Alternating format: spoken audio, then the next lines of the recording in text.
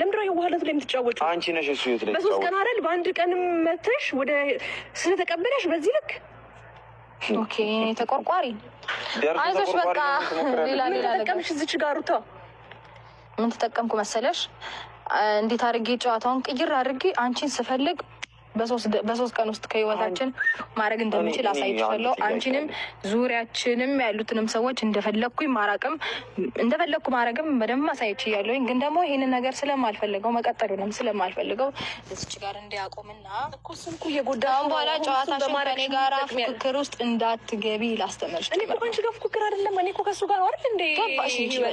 ለምንድን ነው በዚህ ልክ እሱን መጉዳት? በዚህ ልክ ምን አንገብግቦሽ እንደመጣሽ እኔ እኮ ጠርጥሬያለሁ። አላምንም አለኝ አብርሃም። ይሄን ነገር ግን አሁን ሲሰማ በጣም ነው እኮ የሚደብረው። ቢያንስ ሰላም ወይኔ ይመጣል። አሁን አይዞሽ።